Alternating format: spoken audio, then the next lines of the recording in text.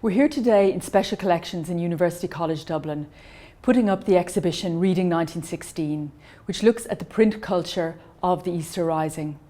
In preparing for this exhibition, we brought together a wide range of materials, from popular items such as newspapers and pamphlets, to book publications, poems written by the rebels themselves, and later fiction and drama.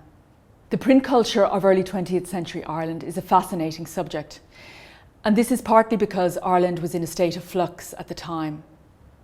British publishing and printing still had a great influence on Irish readers, but at the same time, a literary revival was underway. And this was a revival that produced figures such as W.B. Yeats, Lady Gregory, and J.M. Synge. These writers were privileging Irish material, and they wanted to use Irish means to print and publish their work. The Irish revival is a focus for the intense changes that took place in Ireland at the beginning of the 20th century. It began in earnest in the 1890s, and it really transformed the literary and artistic landscape of the country. This transformation can be found both in the printed materials of the time and also in its theatre and performance culture. W.B. Yeats was a very important figure at this time, and he was involved centrally in the work of the Abbey Theatre, but also he supported his sister's Coola Press. The Coola broadsides are a particularly interesting example of their production because they combine beautifully coloured images with a great attention to design and printing. And like much of Coola's works, these were collectible items.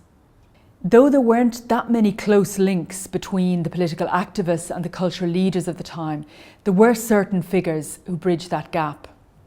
Owen MacNeill, for example, was a professor of Irish at UCD, and Thomas MacDonagh, who was also a UCD staff member who lectured in the English department, he was another important pivotal figure.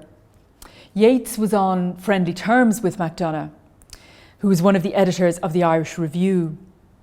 Now, this journal played a very important part in drawing together the poetry, fiction and non-fiction by a range of writers. Patrick Pearse, for example, was one of the contributors. Now, Pearse had been a committed member of the Gaelic League since he was a young man, and for a time he was the editor of its newspaper on Clive Sullish. In keeping with the importance of drama in the revivalist movement, the Rising itself had a theatrical quality. The broad thoroughfare outside the GPO offered a good stage set for the reading of the proclamation. This document had been produced secretly in Dublin in the weeks running up to the Rising. And in fact, it is itself an interesting case in print history, because due to a shortage of type, it had to be printed in two parts. So first, the top part of the proclamation was printed, and then the bottom part, and different fonts needed to be used in that printing. Now, although the proclamation itself, as Pearse read it, didn't excite a great deal of interest in the bystanders, it would become really an iconic printed item in Ireland's 20th century history. The choice of the General Post Office as a rebel headquarters was an important one. It offered a kind of dramatic backdrop to those events, and it had a practical importance too, because it was a centre of communication, and so it meant that the rebels could control the communication of the events of Easter week. These events in Dublin would constitute a very important news item, firstly in Britain, of course, but also further afield. A little later, pictorial features would reveal the landscape of Sackville Street and other key sites in the city centre. James Stephens, in his work The Insurrection in Ireland, also notes the surprise that attended the beginnings of the Rising. And those uncertainties also come out in work by Irish language writers such as Pádraig Ó Conaireadh, whose Seach Mua on Éirí Amach was published by Monsell Press in 1917. This book in particular shows how quickly the writers were responding to the events of Easter week.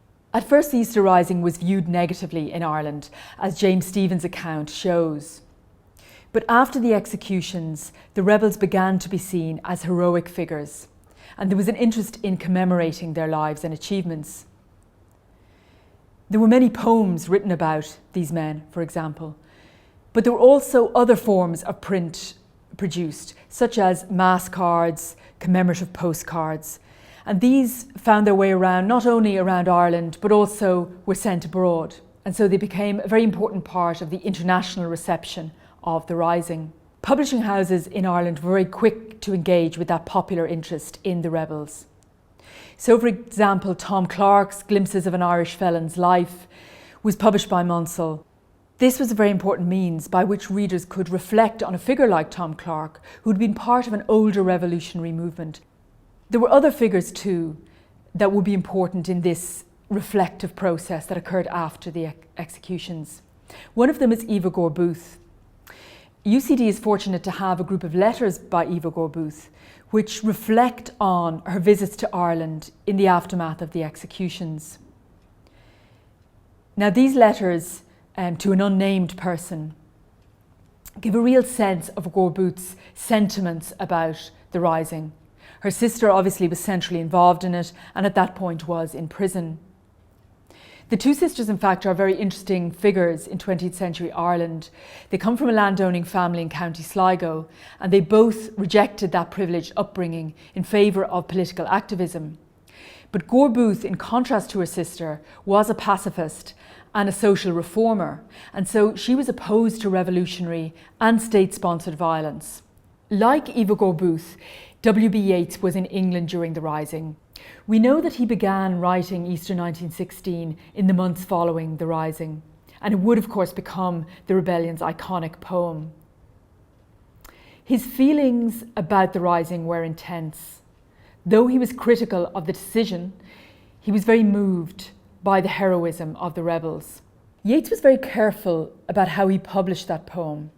First of all, he'd considered placing it at the beginning of his new collection. But he decided against that, and instead he published it in a pamphlet publication with Clement Shorter in London.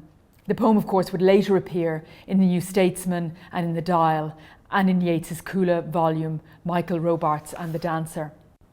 The Easter Rising came to be seen as the foundation of modern Irish identity.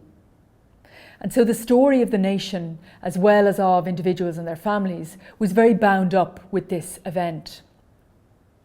In this period, there were lots of memoirs produced by people who had been active in the Rising or by their family members.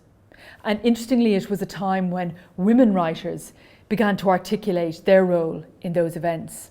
There are a couple of interesting items, though, in the exhibition that reflect that legacy. One of them is a musical score by Arnold Bax. Now, Bax was an English-born composer, but he had a very close attachment to Ireland, and in fact had some friends among the revolutionaries. He composed an orchestral piece in memory of Pearse, and the manuscript of this work is held here at Special Collections. There was a wider musical legacy to the Rising too. So in the songs and ballads of the time and later, we see those events commemorated. Contemporary Irish writers have also engaged with the Rising in a range of different ways. Roddy Doyle's A Star Called Henry, which features its central character, Henry Smart, in a number of different historical events, highlights the role of class politics in the Rising. By contrast, Bhona Groarke's poem, Imperial Measure, deals with what's behind the scenes in the Easter Rising. By focusing on the food culture of Easter week, she sets the ideals against the reality of the rebellion, and also gives an implicit insight into the role of women during that week, as well as bringing a new perspective to the heroic narrative created in the wake of these events. The range of material displayed in this exhibition reveals the important ways in which the Rising has been reinterpreted in the last century, and the exhibition as a whole bears witness to the rich cultural heritage of the revolutionary period.